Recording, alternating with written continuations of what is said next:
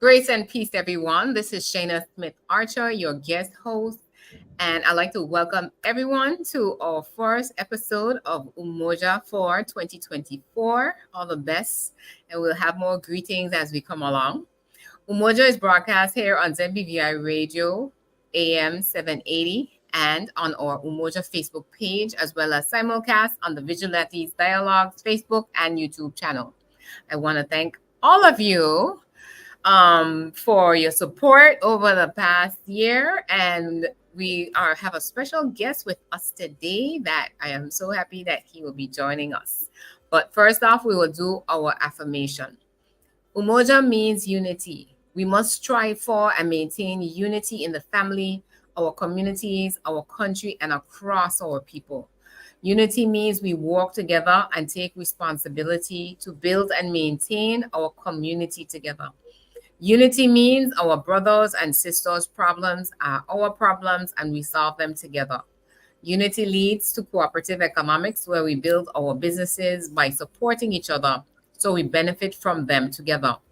Let us commit to unity for self-determination, to define ourselves, express ourselves, name ourselves, and produce for ourselves.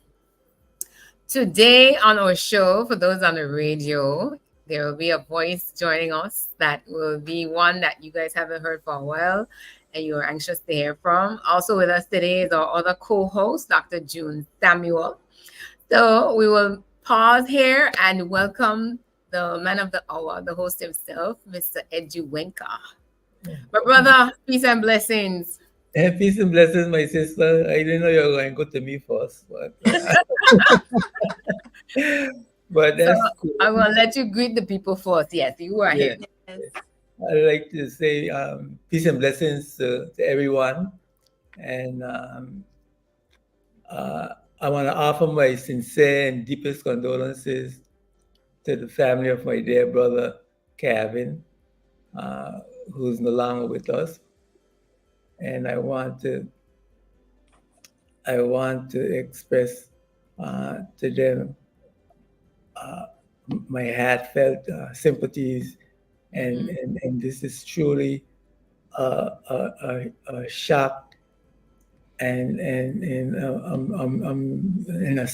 a sense of sadness that has fallen over the entire country, and it's touched me deeply because I was beginning to be a part of the great work that he had started, bringing us all the information that he was bringing us about the government, about the UK, and about all the things that were going on around us that we needed to know. And his abrupt ending is not only a shock, but it brings us a immense source of sadness.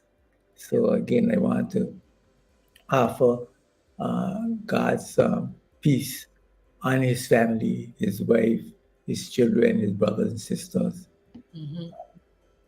and keep us, and we should keep them in our prayers. Yeah, yes, definitely. And we also want to send out condolences to the Romney family. One of my very best friends, her uncle, we used to call him Uncle Bucci, Wellington Bucci Romney. Everyone knows him as Mr. Bucci. So he is also transitioned. So, and to all the families who have recently laid loved ones to rest, or those that have been recently happened. I think the Flax family, the Flax and Water families in Virgin Gorda also happened in the last few days. So there's quite a bit going on, but thankful that God's grace is sufficient. So, Dr. Samuel, want to add anything there as we greet? No, so it's good to be here, and yes, you've been missing. I know, and it's definitely good to have my brother Edju En Ka on. I'm so pleased about that. And yes, we're living in a time where we seem to have so much losses happening, so many losses happening. But we have to continue to support each other and remember that, someone next to you may actually be mourning. and just be there for them and provide the support. Mhm. Definitely, definitely. So again, it's important. Today's topic is gonna be along the lines of our theme of always, speaking about health and community. And Mhm. our guest today Ah, is also joining us. who came on? He Oh came my God. on just in time, We're Dr. so happy to Vanterpool. We see just you. were introducing and Yes, greeting the Hello, can people. you all hear me? yes. Yes, we can. Good. So we Here's were my just, friend just Punchy starting. Cromwell So Smith yes. Yes, my brother. Good to see you. Edju En Ka, And thank you for all your and my friend support. June above, and Yes. my friend Shaina. Yes, Dr. my, Vanterpool. So go I ahead and apologize introduce. for my camera. Okay. Well, we could see you, we could hear you well enough, so we're good. So go ahead and introduce yourself for the radio audience because so they can't see who just popped in. Oh, okay, they can't see me. That's okay. Fine. Good morning. Good afternoon, listening audience. I am Hezkith Vanterpool. I'm a medical doctor and internist, and I have a special interest in cardiology. So um, I'm happy to be here and to participate in this discussion. So I will answer questions as posed and make comments as necessary. Thank you. All right. Thank you for joining us. So today, as I've been saying, our brother Edju En Ka is well on his road to recovery, and we were able to convince him to come through today at the beginning of the new year to share with us, his personal experience, his testimony, and we have our medical team on, so to speak, to complement the information because it's something for us as a team. We're always deeply concerned that our health is our wealth in truth, and sometimes it's not easy, the conditions that persons may be facing or encountering, but we always believe that it first starts with the knowledge. We have the information, we have the knowledge, then we're able to make informed decisions around our health and our wellness. So it's something where I think oftentimes when you hear from someone's personal experience, not just, from the doctors or something that we see in a book,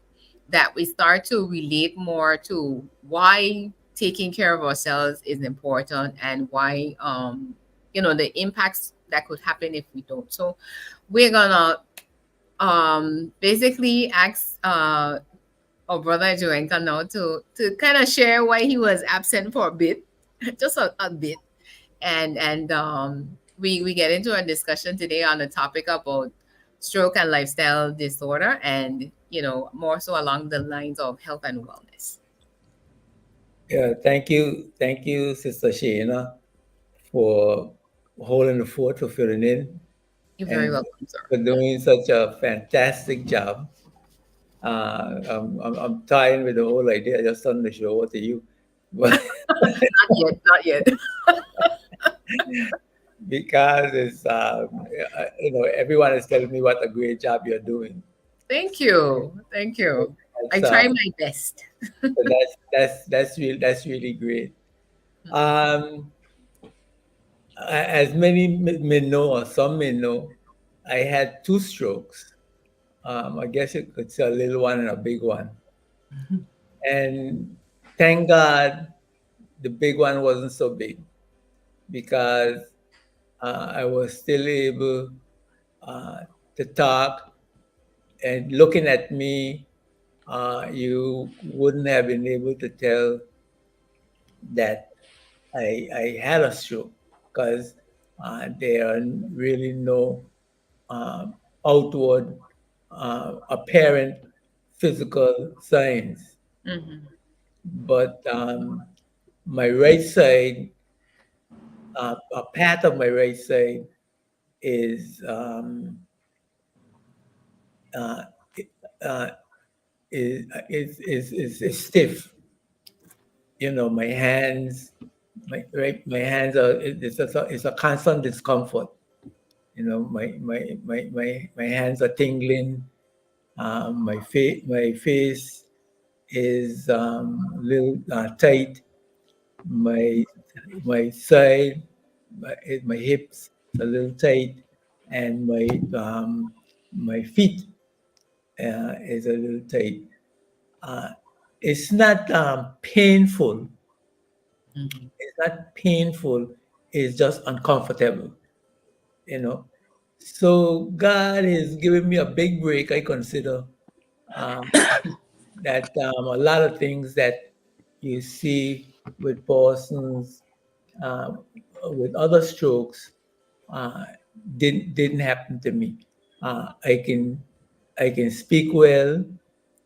Um, I can I can uh, I can talk about things, uh, Mhm. but I'm learning. I'm learning to read again. Mhm. My reading has improved. I can read a little bit better, but I'm learning to read again. So it's I know I should be sad, but I'm happy that I get spared a lot of the trauma that I see a lot of people with strokes, with some giving thanks on a daily basis to the Creator for His mercy, and for giving me a break, and for making me know I have to straighten up and I have to behave properly. So I wonder, if Eduenka, so I wonder if you would just talk a little bit about like what was the change that you noticed? Like what was the symptom initially that you had? Well, if I could remember, because that's one of my challenges, short-term memory is one of my challenges now. But what I could remember is that I couldn't write. Um, I couldn't read. I couldn't read. Um, and then after a while I was able to write. And while I was able to write, I could write sentences, but I couldn't read them, or I couldn't read what was in a book. Right, Initially, um, there wasn't any severe pain. I and and one of the difficulties I'm having is remembering. What I know is I had a severe headache. right, right. Severe headache. Mm-hmm. I ended up in the hospital um, for a week, Right. and I got stabilized somehow, Mm-hmm. and the discomfort wasn't uh, as great as other people would say um, strokes would have, Right. you know. So Right. I really don't remember how to explain it. You Yes. know, it's So the strangest thing. Maybe you yeah. could help me. You could dry it out. I don't know. So I remember. I remember, and I mean, I'm just getting that because I want to make sure I get Dr. Vanterpool to talk about the presenting symptoms of stroke. But you had the headache, and then you had some abnormalities with your vision. Remember, Yes, yes, peripheral vision was gone. yes, Yes, and then there was like a little bit of confusion, so you weren't quite yourself. right. Yeah. Okay. Yeah, yeah. And so you have to keep drawing it to my memory. Because, yeah, Yes. Right. Yes. you have to Yes. try it out on me. Yeah, All right. I Yes, remember Mama. things. Yeah, Doctor Vanderpool. Uh, I saw you after you came out of the hospital, and I came to your house, and we had a I examined you, and we had a long chat, a couple of times actually, 2 or 3 times, and you were very distressed because you couldn't understand what was happening to your body. Mm-hmm. Mm. The brain is a very, very complex organ, and there are lots of little blood vessels that feed individual areas of the brain. And when one of those blood vessels get blocked, the function of that area of the brain is lost. Sometimes a tiny blood vessel could cause a major effect on your body, and sometimes a big blood vessel being blocked doesn't cause a lot of damage. So it's more exactly where the lesion or the blockage happens that affects you. Right. And when the blockage happens lower down in the brain, in the region of the brain stem, it could be fairly devastating because the whole of the right or the left side of your body, including the opposite half of your face, could be badly damaged in terms of your power and your sensation. And I clearly I prefer you to talk about your own symptoms, but rather than me talking about your personal symptoms. But since you seem to have a little lack of clarity in remembering how it happened. But remember that you lost the vision on half of your vision was lost. Mm-hmm. So you could see half of the plate of food, but you couldn't see the other half of the plate of food. Yeah, on my right side, yes. Yeah, Mhm. yeah. And this it happens like that. Then it affects your speech. Fortunately, it didn't affect your what you call the motor speech. The motor speech is your ability to say the words, but you also had some difficulty recalling the words. Yeah, So you have, I have difficulty. I still continue to have difficulty recalling. Yes. yeah, yeah. But eventually you kind of you get your point across, but it takes a little bit of extra effort, and it can be very frustrating. It was initially very frustrating, but I think I have seen in you've learned to accept the limitations that you have, and as you accept and you make effort to overcome them, you're doing better and better on a daily basis.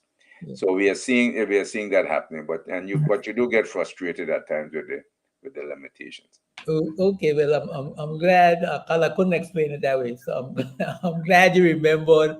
I'm glad you remembered how it went because sometimes my wife is telling me how much I have improved, and it seems like nothing has happened at all. Um, when I say nothing has happened, the stroke was a minor thing, you know. But when she started pointing out where I came from, like you just pointed out, all the things that happened to me, and all the things I couldn't do, and all the frustration I had, then I begin to remember, yes, those things did happen. But had you brought it to my attention, I wouldn't have been able to report it to you. Mhm. Right. Yes. That's a challenge that I'm having now. Yeah. You see. But So, can I it, ask a quick question though? So, was this over a period of days, or was this just within a 24-hour span that the symptoms start to progress? well, no, this was over months. Whoa. This is the eighth. This is the 8 month, 8 or I 9 month. think you misunderstand what you're No, no. asking. In terms of the symptoms, How, when the how symptoms quickly did the symptoms come on? From the time they began until they reached the maximum severity? Did it yeah. take just 24 hours, or did it gradually get worse? Oh, I think it it was almost immediate. Right. Okay. Yeah. Eh? Yeah. So it's within the Couple same days, day, a couple days. a couple of Yes. So days. you, Okay. so you had the headache and the loss of vision initially, and Yeah. then that was the initial presentation. Oh no. Uh-oh. You Then, still there, June? huh. Yes. Yeah. Okay. I So had the after, yeah, and then So after tell a us a week, little you bit had from some other because symptoms. So yeah, it was about over a week Okay. So yeah, about a because week he had of more than one stroke, but one because he had stroke, more than a one stroke. stroke Right. literally happens as a stroke. Like you make a stroke in cricket, you stroke, and uh, the damage is done. That's why it's called a stroke. okay. Um, like it happens like It's an pretty much instant. within, right. But strokes can be stepwise because one part could happen, then something more could be added, and then something more can be added. Okay. And then we have there's another kind of stroke which I believe I want to make people aware of. there's something called a transient ischemic attack, called a TIA, that may happen, and it may, after a few minutes, everything may return to normal. Well, don't ignore that when you get this thing called a TIA, where your side may go weak or numb for a few minutes and then it comes back to normal, because that transient ischemic attack may be a warning of a bigger stroke to come. But Okay. if you went to the doctor and presented yourself early, the doctor could possibly put you on medication or help to control your blood pressure or your blood sugar, and control the risk factors and reduce your chance of getting the bigger stroke. So Okay. this transient, this TIA, let's use the word TIA instead of the big transient ischemic attack. Please. A TIA is a mini stroke or a Yes. Passover stroke that people is calling. Yes. But that Yes. is can be an indicator of a bigger Yeah. one to follow. To come. Like And a it's really pre-warning. important to check it out quickly. As Okay. Dr. Samuel will can as both of us are doctors and we have seen these kind of things, and it's it's terrible when somebody ignore the small stroke and then Yeah. the big one hit them when it could possibly have been prevented. Prevented. Okay. Mhm. Well, guys, let's take our first commercial break here, and then when we come back now, we can start talking about the causes, some more about the symptoms and the risk factors, and then we get into treatment as we start to get into the second half of the hour. Okay, so we will take our first commercial break and be right back. Ocean Conversion BVI Limited, a local water production company, was established in 1991 and was purchased in 1996 by a visionary group of BVI landers who recognized the importance of pooling their resources for BVI ownership of our vital resources. As a good corporate citizen, Ocean Conversion, along with other BVI Investment Club affiliate companies, have given back in excess of $75,000 annually for sponsorship of various community events, scholarships, and schools. Ocean Conversion still continues to practice good corporate citizenship while delivering to the people of the British Virgin Islands an uninterrupted supply of potable water which exceeds international quality standards. Ocean Conversion, our locally owned company, providing a continuous flow of water for close to 30 years.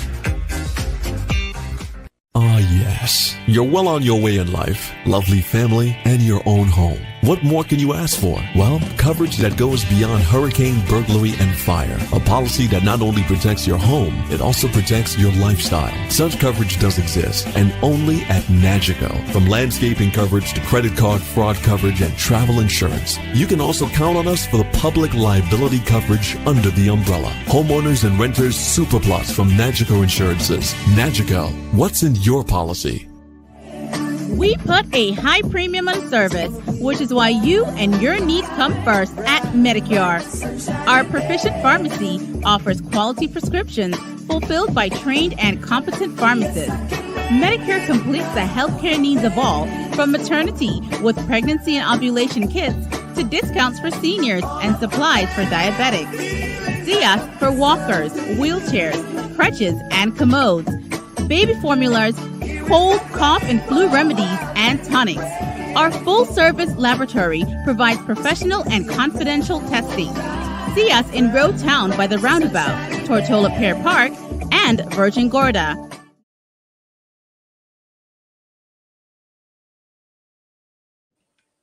Welcome back. If you're just tuning in, we're welcoming everyone into the new year to Umoja. I'm your guest host, Shaina M. Smith Archer, and with me today I have our entire hosting team, including our brother Edju En Ka is here with us sharing, and Dr. June Samuel, as well as Dr. Hezkith Vanterpool, who is one of the show's sponsors in so many capacities. So thank you all for viewing online as well as tuning in on ZBVI today.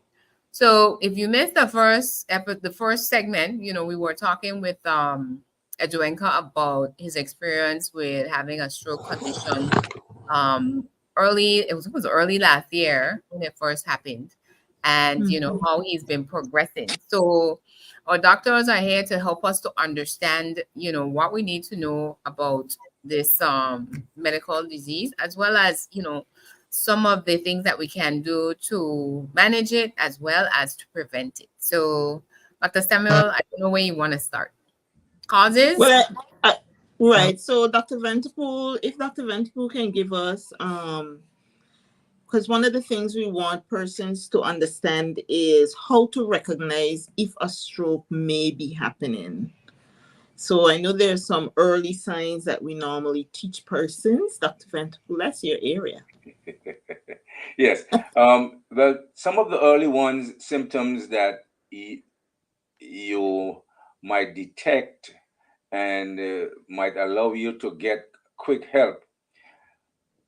Commonly, somebody is talking and their speech becomes mumbled and blurred and they're unable to talk clearly. So, or they begin to, the one side of the face goes a bit limp and they begin to drool, or they can't hold things well in their mouth. Or maybe there's an area of weakness in your arm, and sometimes the whole side of your body can go dead. Strokes tend to typically happen to one side of the body, but sometimes when it happens in your arm and leg, the opposite side of your face can be affected at the same time. Right.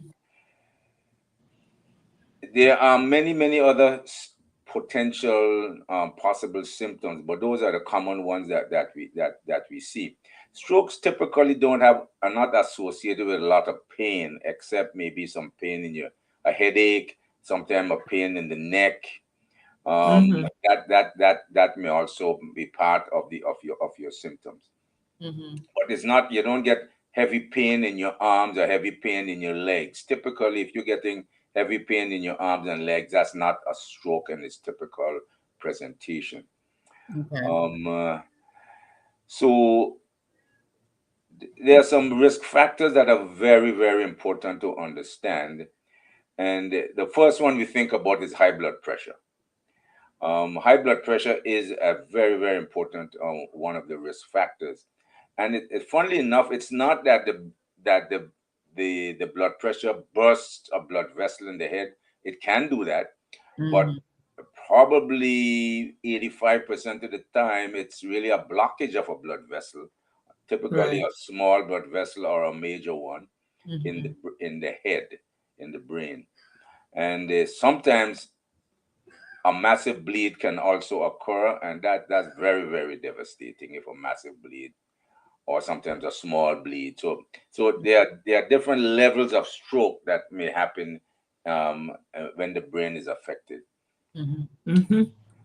When you look at the overall set of risk factors, in addition to high blood pressure, people who are diabetic, and people who have something called atrial fibrillation. As you get older, you can get this irregular heartbeat that causes little clots to form in the heart, and those little clots can break off and go into the brain or other parts of the body, but the brain is very devastating when that happens. So something called AF, you hear about AF, atrial fibrillation. It's important that if you have atrial fibrillation, to check with your doctor to find out, and it is now possible to reduce the risk of strokes and atrial fibrillation by putting you on blood thinners ahead of the stroke. You don't have to wait until the stroke has occurred, because when the stroke has occurred, we don't want to put you on blood thinners straight away, because that could lead, what you call a blockage can then become a bleed in the brain. So if you have atrial fibrillation, please check with your doctor early on. Try to maintain and keep your blood pressure under control. We want the blood pressure less than 140 on the top, and probably be 70 or 80 on the bottom. The closer it is to normal, which is 120 over 80, the better. Diabetics, because they get hardening of the arteries. Diabetics, especially with elevated cholesterol and high blood pressure, those three things going together harden the arteries and can cause strokes. A lot of patients will tell you they know they had high blood pressure, but they were taking the medication, and especially the men, and I'm not going to ask Cromwell whether he was affected this way, but especially the men will tell you, well, I was taking the blood pressure medication, but it caused me some side effects, and I wasn't happy how the boy was working. So I stopped taking the medication. My wife will probably shut me down if I speak like this, but you sometimes have to decide which head you want to work best. So you can't afford for the top head to be knocked out of commission No, because but then, you know, Doc, I appreciate the realness of the conversation because it's something where, a lot of persons, essentially, they're not realizing they're putting their physical health or even their life in jeopardy yes, because, they feel that, they if they make the decision, it's not, it shouldn't be a serious something, because it's just high blood pressure. And I don't know, how many times we've spoken on the show about the implications that can happen which when you have a hypertensive condition that actually can lead to death. And stroke is one of those conditions that can develop where for some persons, because I think all of us have family stories or stories of friends where we know had strokes. Some were worse than others, as Edju En Ka was sharing, in terms of the disabilities that resulted as a thing of it. So it's something where, I'm happy you're being real with it in terms of why people don't we take the medication, and helping them to understand that they need to come back to you and tell you you're having some side effects so that you can help them correct the secondary problem. yes. Well, we have a good range of blood pressure medications nowadays, and we can typically find a combination for you that doesn't affect you really too badly, in terms of the side effects. Okay. But still, men, as we get into our 60s and 70s, things were probably not working as good as before anyway. But then we just grab it, and so we begin to look for something to blame for that, and we blame the blood pressure medication. Okay. And then you end up getting a stroke, and your life is a stroke really can change your life. It does. Big time, a stroke. Yes. As it can change your life, probably worse than a heart attack. A heart attack will kill you, or it may put you in some heart failure. If it kills you, well, you're gone. Whereas a stroke will leave you with so many difficult limitations that I would choose a heart attack. If I had to choose. If we had to choose a thing. Because we can fix heart attacks these days pretty well. Yeah. And and that's Pardon? Go again. Go ahead. No, I wanted to ask Dr. Vanterpool because he mentioned quite a number of the risk factors, but two things I want him to talk about. One is cholesterol, because I wasn't clear on what you were saying about the role of cholesterol, hypercholesterolemia, and then my favorite pet peeve one, which is the role of stress. All right. Boy, stress. Wow. I'm gonna let you talk about stress because it's a very significant factor. And high cholesterol. All of us have cholesterol. We cannot live without cholesterol. It's like we all have sugar in our blood. We need sugar. The brain and your body uses sugar to produce energy. You need sugar. But when the sugar gets out of control, it becomes a problem. Similarly, the cholesterol is needed for our body to function. But there's a limit to how high the cholesterol should be. Some of us inherit a high cholesterol from through our genes, through our family members. It comes down from your mother, your father, your uncle, through your genes effectively. But then we also get cholesterol from what we eat. I just want to make an important point, because you could be a vegetarian and still have high cholesterol. Just think of a cow. A cow is a vegetarian, isn't it? Yeah. Have you seen a cow eat meat? No. A cow is a vegetarian, but yet a cow produces so much cholesterol in its meat and so much cholesterol in the milk So I'm saying that the body has the ability to make cholesterol even if you only eat pure vegetables, and vegetation. So that has to do with the inherited tendency to have a high cholesterol. And then you get cholesterol from what you eat. You dump cholesterol into your body, that will send your cholesterol up as well. So you need to pay attention to the diet. And when a high cholesterol is combined with a high blood sugar, and that is compounded with high blood pressure, those three evil friends together Yes, that triad. will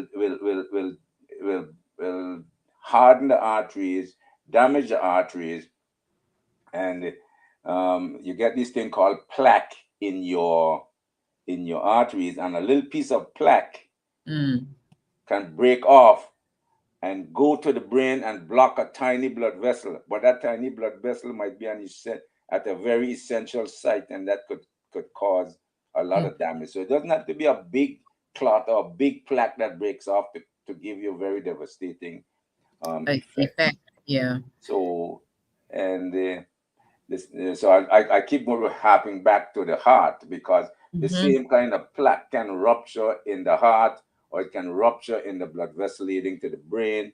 It can rupture anywhere else, but the brain and the heart are the ones that give us the most devastating consequences. Yeah. If I may jump in here, Sure. Since Dr. Vanterpool talked about high cholesterol and vegetarians, I have been a vegetarian for over 40 years. And I did not expect to become ill at all, much less get a stroke. So imagine, it was quite a shock to me, and it's my fault because I was one that my cholesterol was high, but I'm figuring I can take care of it myself by reducing certain What you fat, eat? Yeah. what I'm Oh. eating, and moderate myself. And so I want to take this opportunity to say to others, vegetarians and non-vegetarians, that when you begin to eat um, food that's high in cholesterol and high in fat and so on, you have to be careful that you don't raise your cholesterol level, and you don't create blockages in your veins. And so when the doctor, whether you think that there are a lot of vegetarian and nothing happened to me, or I know more than the doctor, so I ain't going to the doctor to get help. That might be a big mistake. So Yeah. when you get in those conditions where you're warned that you're having a problem with your health, you need to go and get that checked out uh, immediately, if not sooner, so that the problem could be dealt with and you could be restored to health and not go over the edge into illness. So I want to say that to encourage those persons, especially those persons who are vegetarians, because we start to think that we are invincible and we got it all together and nothing will happen to us, and we don't have to take no advice, and I mean, I sound like myself, but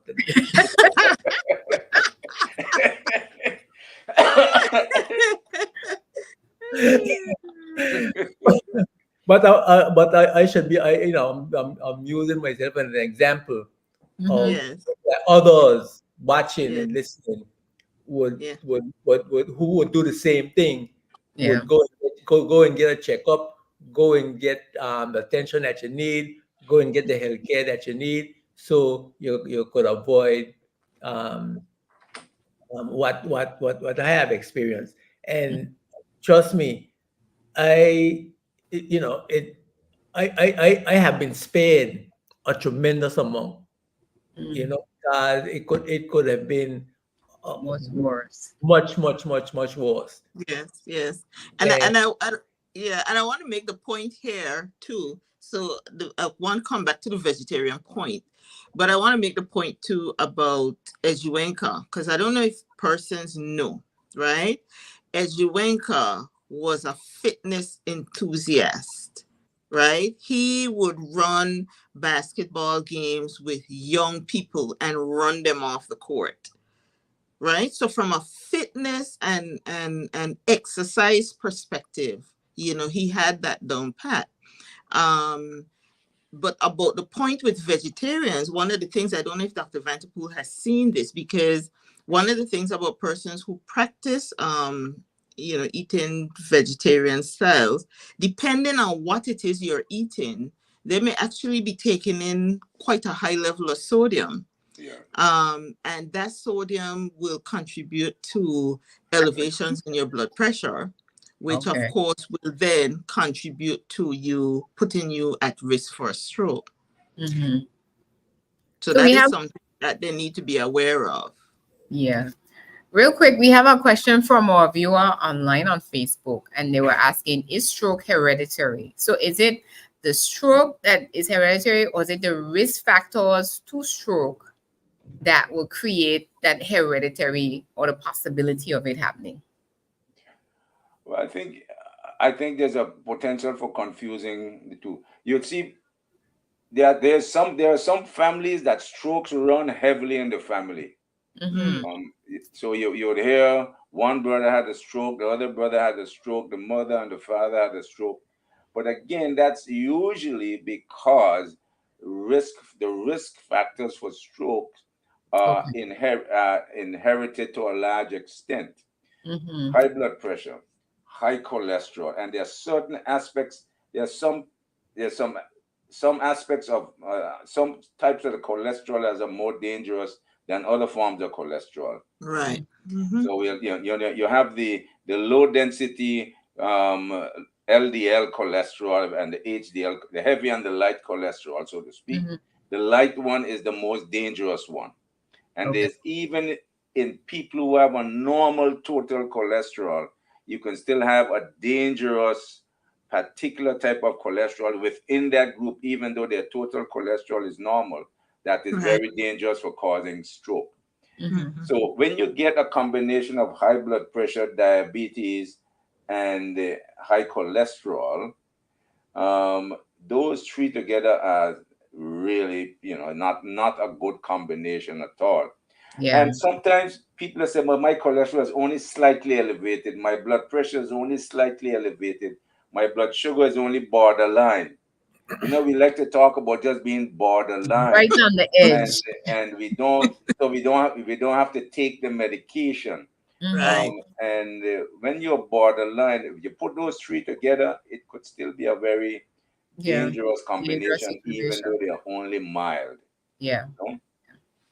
And that's one of the takeaways. Definitely, I'm glad the question was asked, because sometimes we see things happening in terms of conditions developing in the family, and persons not clear as to how they can be affected. And this all goes back to what I'm hearing you all saying: make sure that we are doing our annual checkups.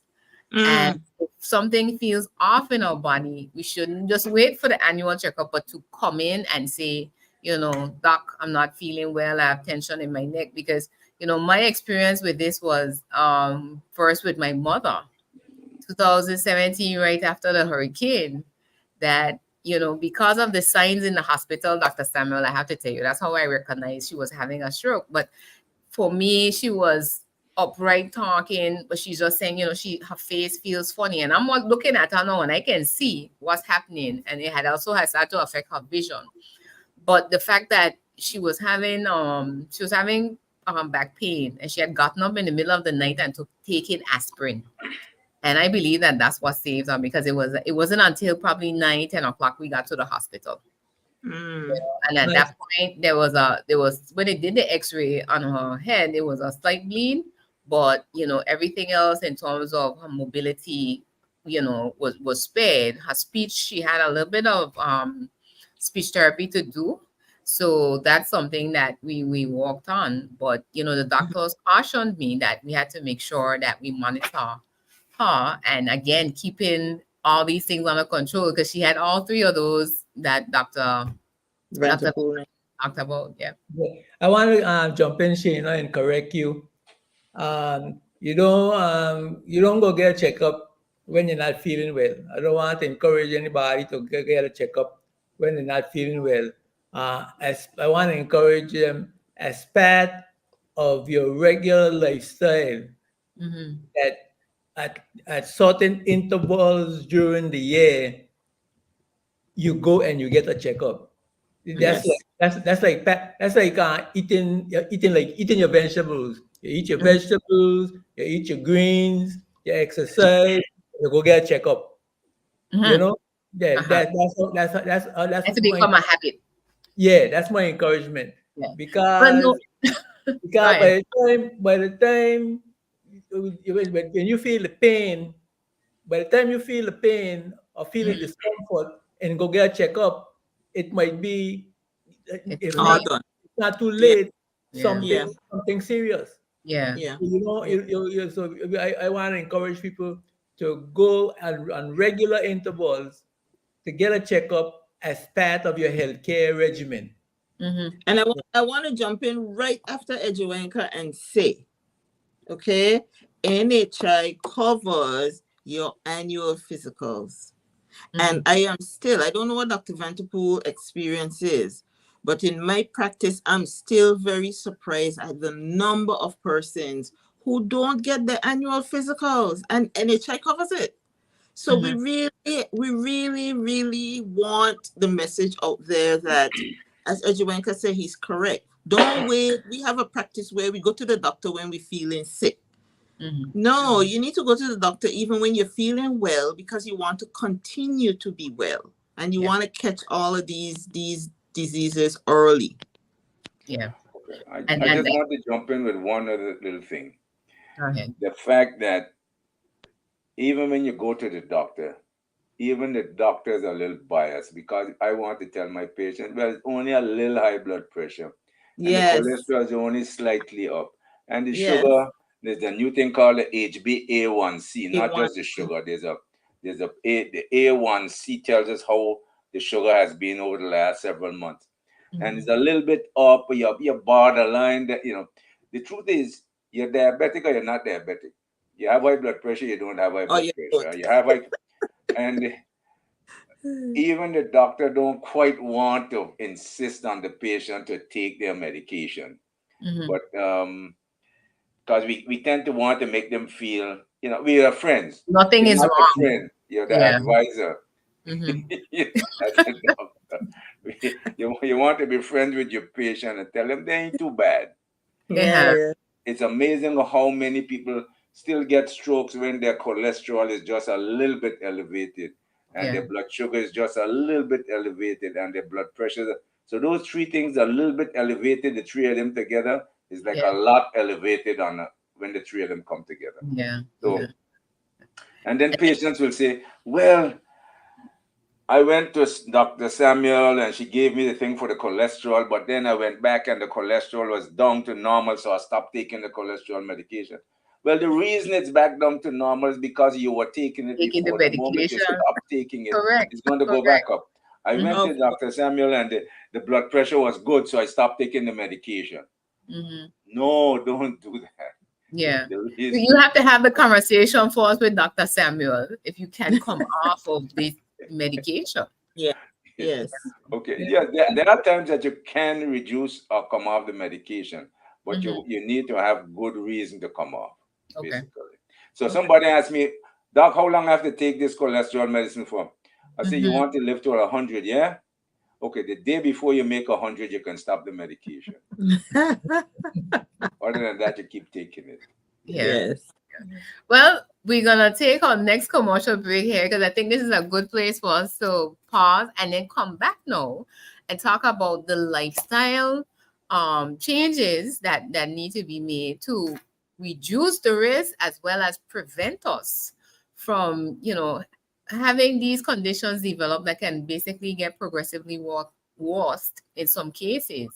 And see how far we get. Again, I've already invited our audiences that are viewing online. to go ahead and post questions to the panel. Hopefully, we're going to figure out something for our listening audience so that they can call in and also share their thoughts in this new year as part of the show. Because I know I've had that question posed to me several times where persons actually called the radio station because they thought we were in studio, but we're actually virtually now. So that's something that we're going to work on because we definitely want to hear from our audiences in terms of any questions or concerns that they may want to share. So we'll take our next commercial break and be right back.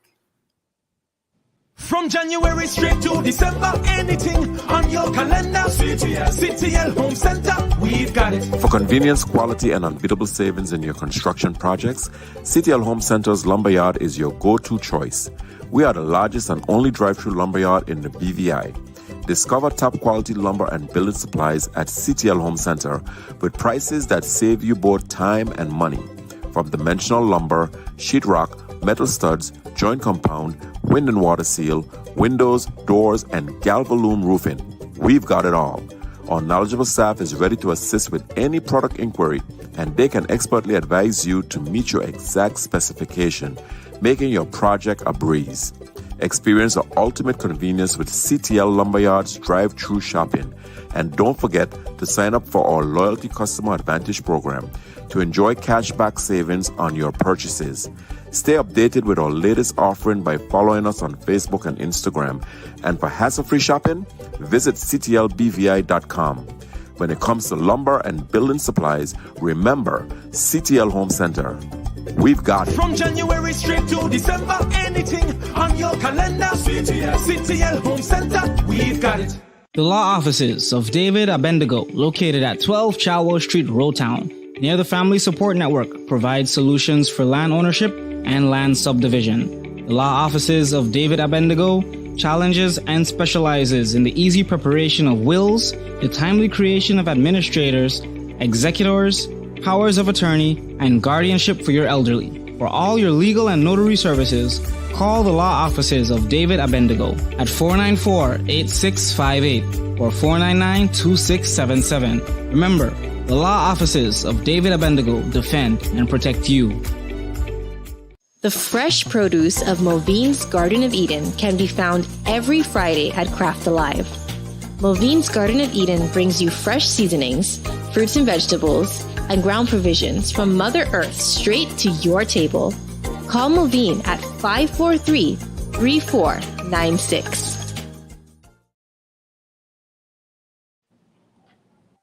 Welcome back. You tuned in to Umoja here on ZBVI 780 AM as well as on our Umoja Facebook page. And with me today, we have none other than the man himself, Edju En Ka. He's back. And along with us today, too, Dr. Samuel, our other co-host, has graced us with her presence. And Dr. Vanterpool and I are along for the conversation.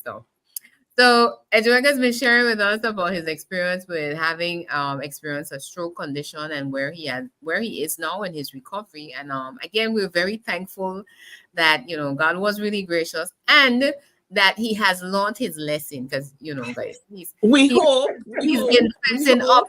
No, he's been fessing up. He's been fessing up because I remember him explaining to me, after he started to come out, because one of the things I was happy that was doing was making sure he was still, going out and being social because that's him, Yeah. And one of the things we didn't touch on, Doc, to bring it up to make sure we make this connection before we wrap up, because we're gonna have to have a second show definitely too.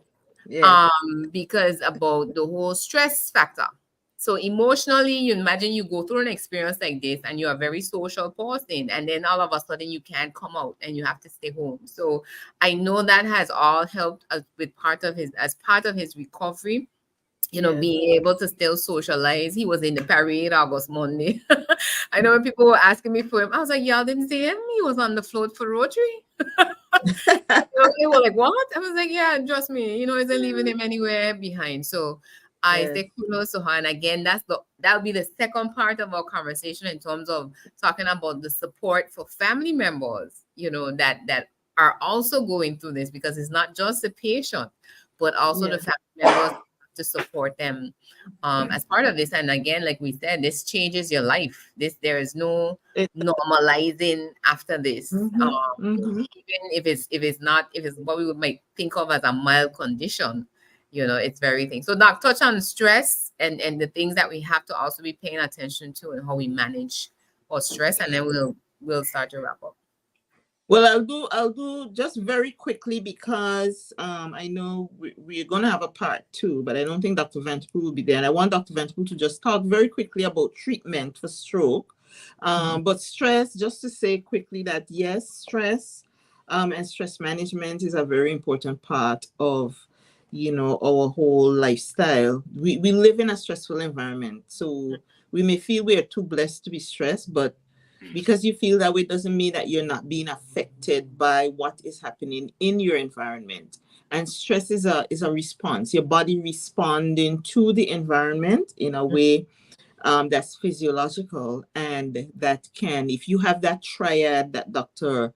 Vanterpool talks about, add stress in there, and you're really elevating your risk for a stroke. So that is something we will talk some more about probably in part two.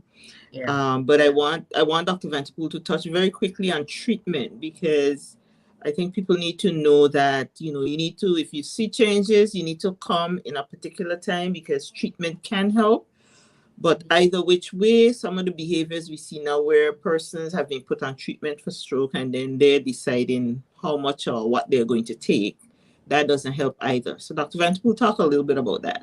Okay, let me say that treatment and management of stroke have over the years have gone through some improvements in particular in recent years. But again, it depends where you are and what kind of facilities you have available. Um, when I'm talking now, I'm switching between stroke and heart attacks because it's basically the same pathology. When you get a heart attack, we need to get in there quickly and try to open up those arteries to save the heart muscle. Well, similarly, if a stroke happens, you have a limited amount of time to try to open up these arteries. And unfortunately, in the BVI, we are not yet quite there. Like, say, if a stroke happens to you in the States, they rush you into a stroke unit, and then they assess you first as to whether or not you can get medication that can open up the arteries. In our setting, it's not.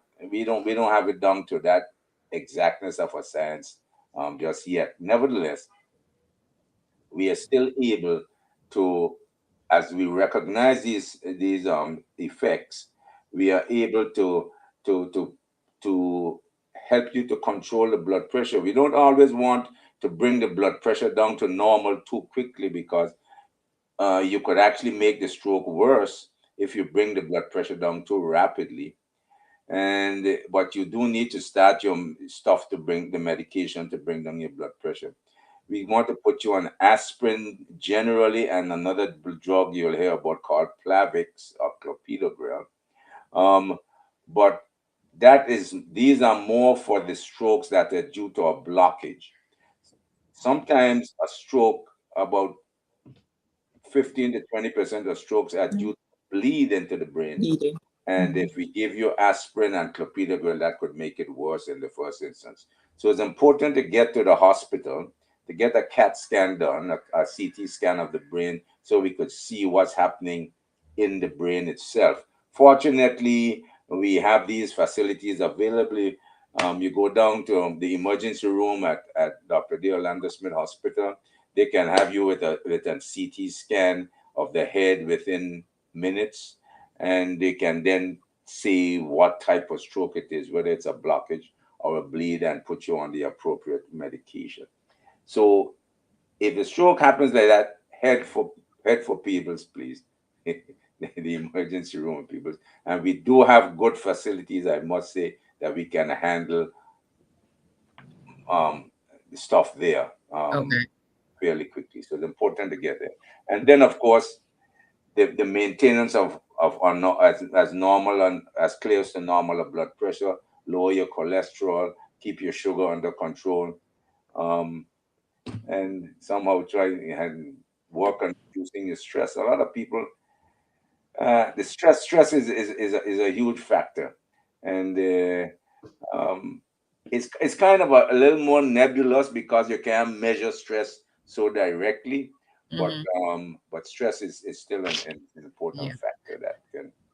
Doc, we have a question I'd like you to touch on before we wrap up. Can you discuss concerns that persons may have about taking medication long term and the effect it may have on other organs, example, the kidneys? Okay. Yes. Well, anything you take, any medication you take can have potential effects. If you take aspirin, you can have an allergic reaction to aspirin. You can make your stomach bleed if you take it on an empty stomach, and so on. Blood pressure medications are known to have side effects, but usually these side effects can be avoided or not avoided, because if you take it, you don't know what side effect you're going to have until you take the medication. But if you have side effects to one medication, we can switch to another medication, maybe of a totally different group that can help to avoid some of the side effects.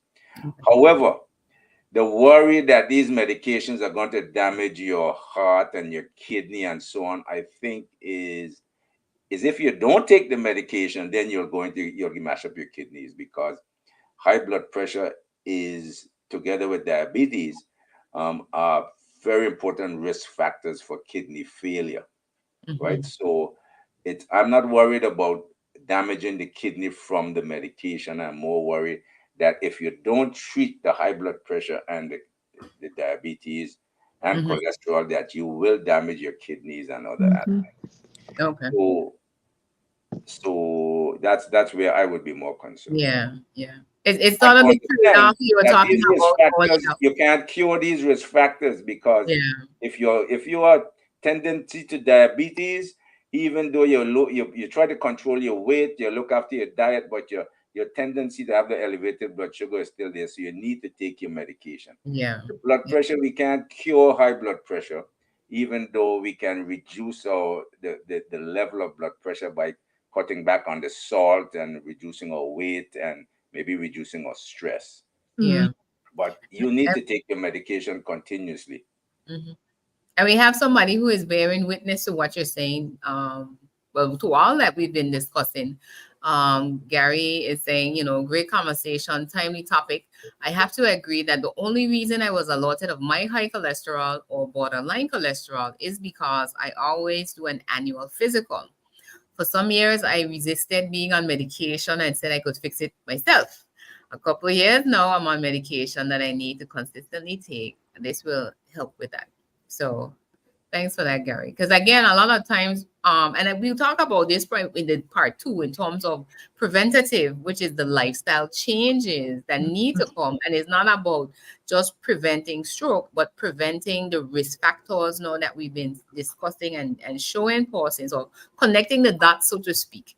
That is not just about, you have a diabetic condition, you have diabetes, and that if it's not controlled, there's no ramifications for that. There are consequences for all of these things, and that's one of the things that we're going to be a lot more consistent about in terms of educating ourselves to make sure we're making informed decisions around them.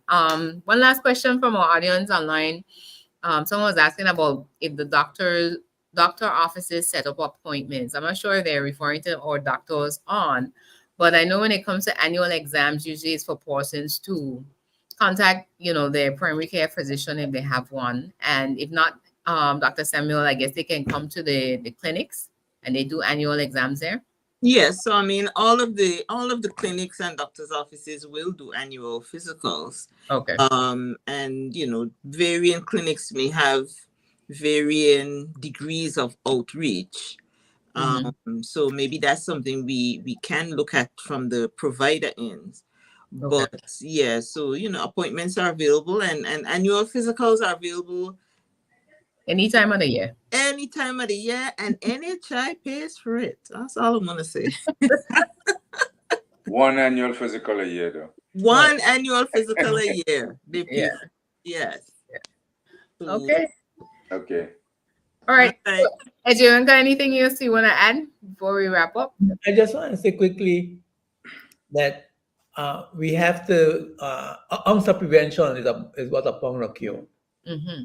And so we have to constantly stay on our on a proper diet, exercise, spiritual wellness, spiritual health, and all the things that's going to maintain wellness. If we don't know what they are, we need to find out what they are, and we need to start practicing them so that we could stay in good health all the time. We don't want ever to be in halfway health or in three-quarter good health in part of you in functioning properly, because you don't know when that part is going to affect the whole. So we need to really focus on internal health. I was shocked after I had the stroke to find out how many people had strokes, how many people and continue to have strokes, and who died from strokes and are disabled as a result of having a stroke. In the Virgin Islands, I think the number is phenomenal, and Dr. Samuel will probably be able to give us some data on that. I think we need to hear the data so we could understand what's going on in the country, because I don't think we know what The depth of this. the depth of this situation is. So I Yeah. just want to encourage us to practice good health, and for our healthcare professionals to inform us on what we need to do to practice good health, but what is happening in our community with these various diseases, so we could at least be concerned for ourselves, if not be virtually afraid of contracting many of these illnesses that we can avoid. Shaina, he's back. Hey, He's back. Did you hear listen, him? it's Oh a my South God. Park conversion.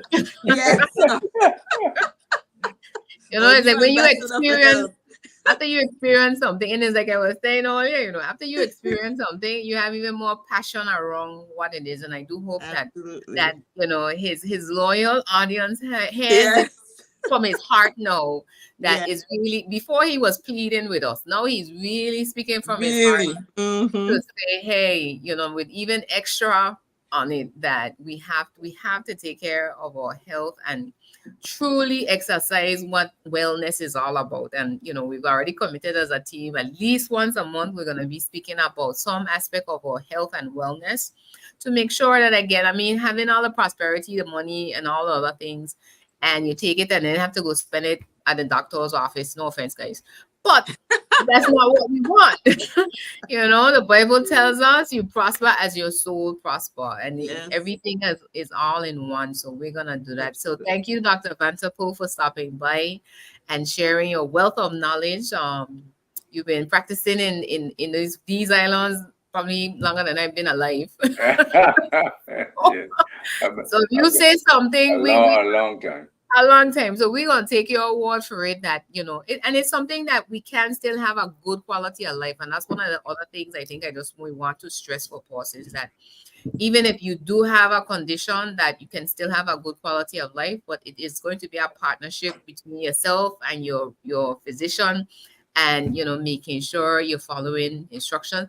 And again, if you have side effects or you're having issues or challenges, go and have that follow-up conversation, because there's so many advances in our medication and other things that can be done to make sure that we have good quality healthy lives, right? So we want to thank our sponsors again: the law offices of David Abednego, Movine's Garden of Eden, Mellow Moods Cafe, Nagico Insurance, Clarence Thomas Limited, Ocean Conversion, Medicure Pharmacy.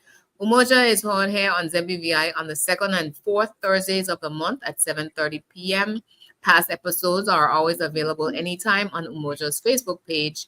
And we want us reminding ourselves, unity enables us to grow spiritually, socially, physically, I want to add that too, and economically, because unity is the key to our success. On behalf of our host team, Edju En Ka and Dr. Samuel, I am Shaina Smith Archer saying, when you see your brothers and sisters, see yourself. Have a blessed week. Bye. Yeah. Bye.